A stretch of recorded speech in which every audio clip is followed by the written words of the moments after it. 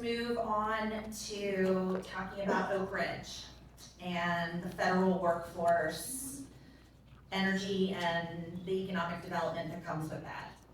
So House District 33 includes communities tied to Oak Ridge, federal workers, contractors, scientists, trade workers, and the broader energy economy. What should a state representative do to protect and strengthen that economic engine?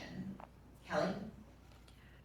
I think we have a lot of exciting development coming in here in Oak Ridge. I think it's a great thing, and I think we need to make sure that we help support that, but we want to prioritize the well-being of the citizens that are here.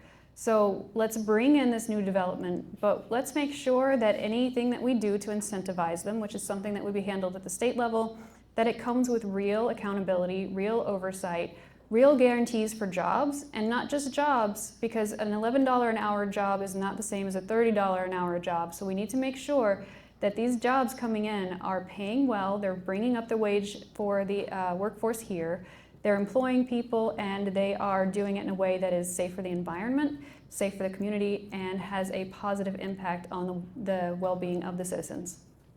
Thank you. Anne? Could you repeat it again? Sure. This community includes federal workers, contractors, scientists, trade workers, and the broader energy economy. What should a state representative do to protect and strengthen that economic engine?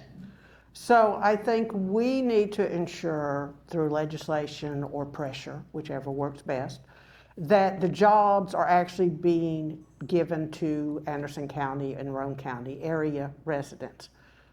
They can have union jobs, but if they're bringing them from Michigan, that's not helping our local people. So we need to apply pressure that they use our local workers. And it's fabulous that we're becoming a nuclear powerhouse in the world, and we need to take advantage of that. Thank you. So economic development is often sold as jobs and investment, but communities also have to deal with roads and housing, schools, utilities, land use. What should the public get in return when big projects receive public support? Anne?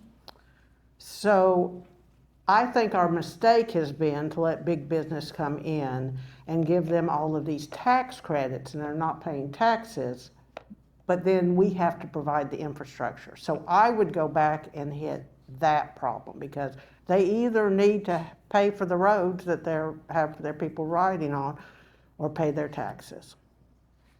Okay, as a follow-up, how do you influence local legislation regarding that if the TIF or the pilot is coming from them and not from the state?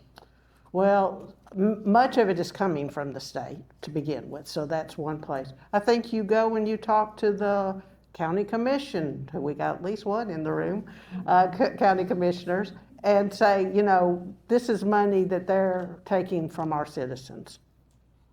Thank you. Kelly, what should the public get in return when big projects receive public support? I think that incentives are really a structural part of how we attract these businesses. I'm not advocating for not giving incentives. I think they need to be time limited so that that revenue eventually does come in.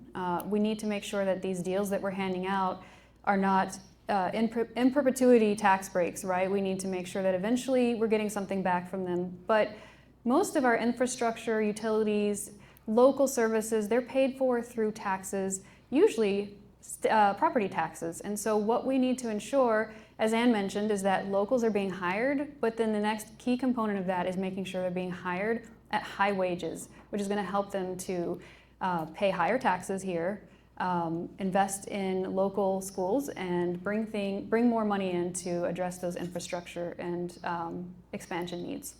Okay, thank you.